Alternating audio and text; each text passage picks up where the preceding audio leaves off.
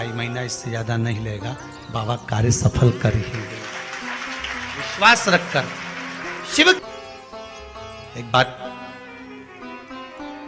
श्रेष्ठता में कही गई है, सांप के फन में जहर होता है। बोलो सही है कि गलत है? मधुमक्खी के डंक में जहर होता है। सही है? बिच्छू की पूंछ में जहर होता है।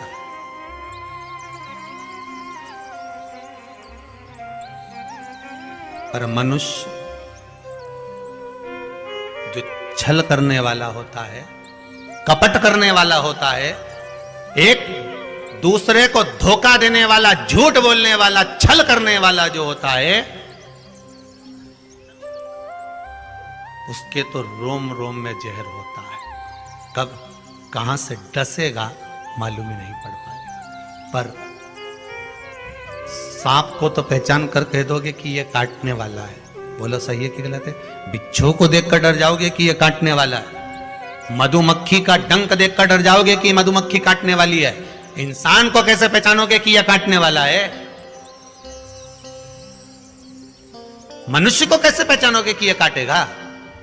मानव को कैसे पहचानोगे कि यह काटेगा? हो सकता है तुम्हारे नजदीक में रहता हो, तुम्हारे साथ में रहता हो और कई वर्षों तक साथ रह रहा हो, कब काट जाएगा आपको मालूम पड़ेगा? नहीं, सांप को देखकर भर जाएगा कि इस काट सकता है, बिच्छू काट सकता है, सांप, ये मधुमक्खी मुझे डंक मार सकती है, पर मनुष्य को कैसे पहचानोगे? तो शिव महापुराण की कथा एक बात बहुत सुंदर कहती है कि जितने विषैली हैं मधुमक्खी शंकर जी के पास,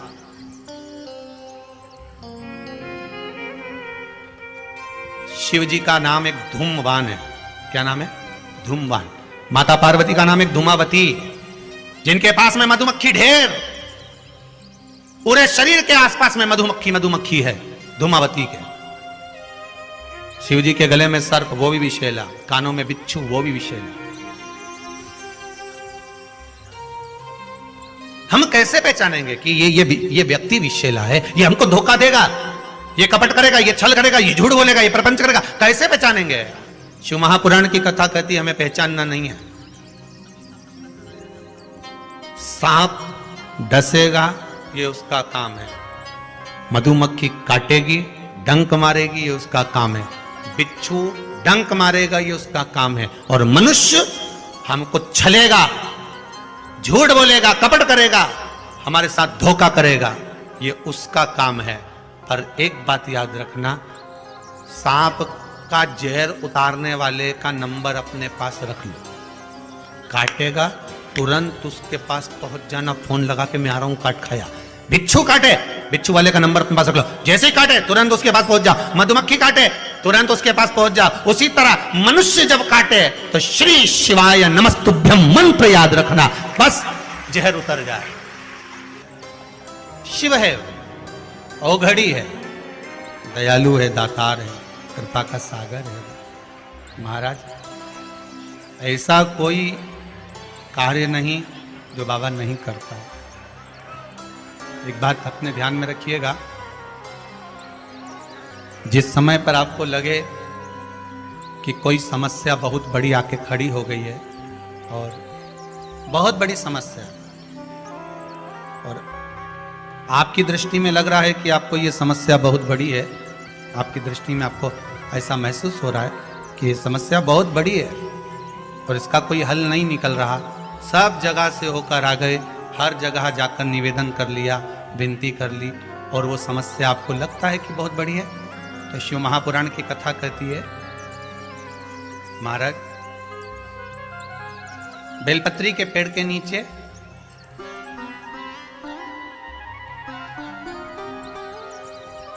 एक छोटा सा शिवलिंग का निर्माण करो। काय का निर्माण करना है?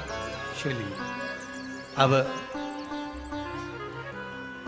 बेलपत्री के पेड़ के नीचे आप अगर सोचो कि भाई मैं ब्राह्मण हूं, सफेद मिट्टी का शिवलिंग बनाना है, क्षत्रिय हूं, लाल मिट्टी का शिवलिंग बनाना है, या वैश्य हूं, पीली मिट्टी का शिवलिंग बनाना है, या शूद्र हूं तो काली मिट्टी का शिवलिंग का निर्माण करना है। शिव महापुराण की कथा कहती है, लिंग पुराण कहती है, नर्मदा पुराण कहती है कि बेलपत्री के पेड़ के नीचे आप जिस शिवलिंग का निर्माण करें उसके लिए आपका वर्ण नहीं देखना, आपको तो बेलपत्री के नीचे की ही मिट्टी ले लेना, फिर वो जिस कलर की।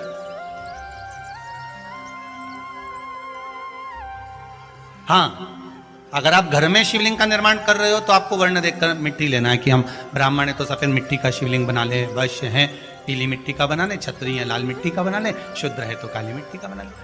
पर अगर कोई समस्या बड़ी विकट है और आपको लगता है कि इसका कोई हल नजर नहीं आ रहा, इसका कोई हल ही नहीं दिख रहा और ऐसा लग रहा है कि ये उलझते जा रही है गुत्थी, अब सुलझना नहीं है, अब उलझते गए और लगे कि अब ये सुलझना नहीं है और अब ये कोई, हमने जितनों को बोला कोई नहीं सुलझा सका, हमने बहुत सोर्स फोर्स सब लगा लिया। तब एक बेलपत्री के पेड़ के नीचे या तो सोमवार को या सोमवार की अष्टमी पड़े उस दिन या फिर प्रदोष के दिन, प्रदोष काल में, प्रदोष काल शिवलिंग का निर्माण कर लो। और महाराज 5 सफेद फूल, थोड़ी सी काली तिल, एक यज्ञोपवीत, पंचामृत स्नान कराने के बाद बाबा को समर्पित कर कर, बाबा से निवेदन कर कर, घी का दिया लगाकर विनती कर कर, उस शिवलिंग से निवेदन कर कर बाबा को अर्ध परिक्रमा देना है बेलपत्री। कितनी परिक्रमा देना है? आधी परिक्रमा बेलपत्री की। आधी परिक्रमा कैसे? जैसे शिवलिंग का निर्माण आपने यहां करा तो सामने बैठकर अगर आप उठे हो तो आधा बेलपत्र के पीछे जाना और वापस लौट कर आ जाना, पूर्ण परिक्रमा नहीं। अर्ध परिक्रमा कर कर शिवलिंग को नमन कर कर, दीप जब ठंडा हो जाए शिवलिंग को उठाकर निवेदन कर कर विश्राम कर दीजिए। उस कार्य को बोलकर शिवलिंग को जल में विसर्जन करना। कौन सा कार्य? जो सब दूर से आप हार गए और लगा कि अब इसके सिवाय कोई सार तत्व नहीं है, तब करना ये उपाय, तब करना इस उपाय। बाबा से निवेदन कर कर आओ। मुझे विश्वास है ज्यादा से ज्यादा अगर समय मेरे बाबा ने लिया ना तो 2 महीना, 1.5 महीना, 2.5 महीना, इससे ज्यादा नहीं लेगा। बाबा कार्य सफल कर ही देगा। विश्वास रखकर शिव की आराधना कर, करुणा सागर शंकर, विश्वास रखकर आपने अगर भाव प्रकट कर कोई भी उपाय आप कर रहे हैं उसमें आपकी विश्वासता होना चाहिए, उसमें आपका भरोसा होना चाहिए, उसमें आपकी दृढ़ता होना चाहिए।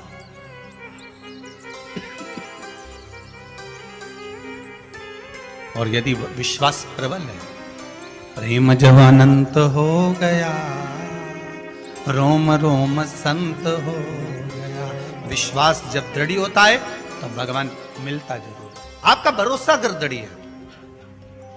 शिव महापुराण में वृंदा का चरित्र आता है। जलंधर के जब प्राण छूटते हैं, वृंदा जब रोती है, भगवान से कहती है कि आपने मेरा सात्वित्व डिगा दिया और मैंने आप पर विश्वास करा था। भगवान विष्णु ने कहा था कि वृंदा के पति को मारना है, तो शंकर भगवान कहते हैं शिव महापुराण में, मैं वृंदा के पति को नहीं मार सकता क्योंकि वो सात्वित्ववान है, उसकी सात्वित्वता की प्रखरता है।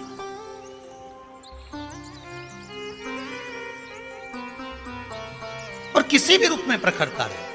अगर आपकी दृढ़ता, आपका विश्वास अगर प्रबल है तो दुनिया में कौन बाल बक्का करेगा।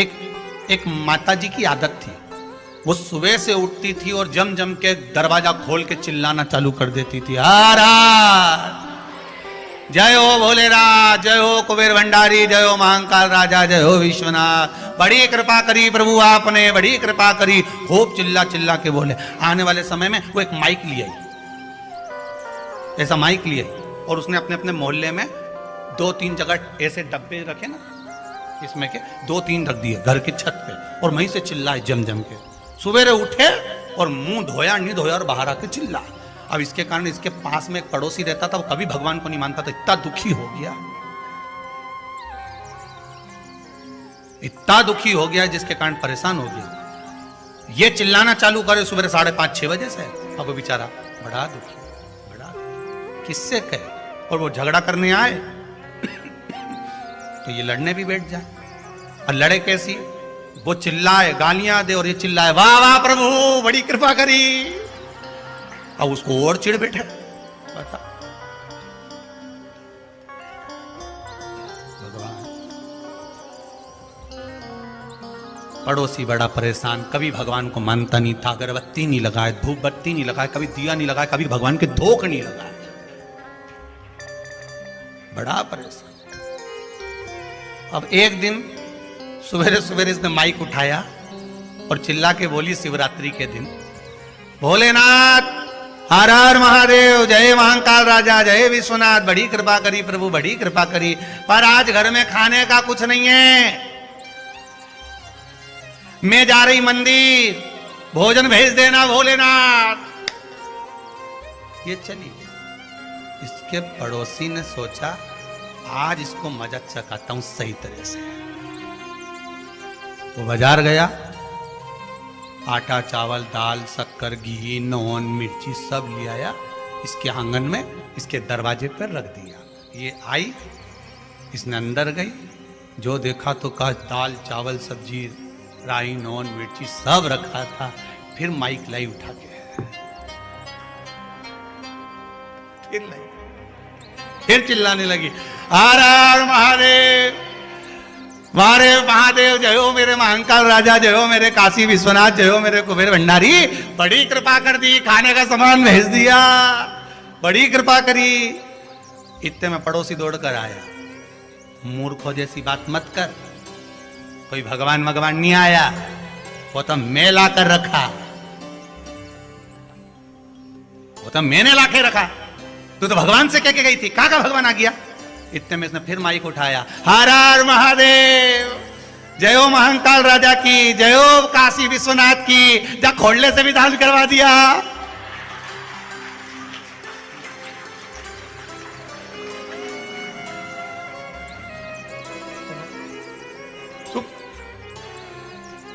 गजब,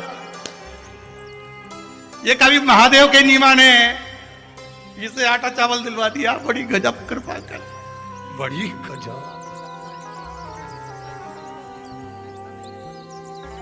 उसने कहा तेरा भगवान आया था देने, मैंने रखा, मेरा जय जयकार कर। उसने कहा मैंने तो महादेव से कहा था, महादेव ने तुझे कहा, तूने लाके रखा,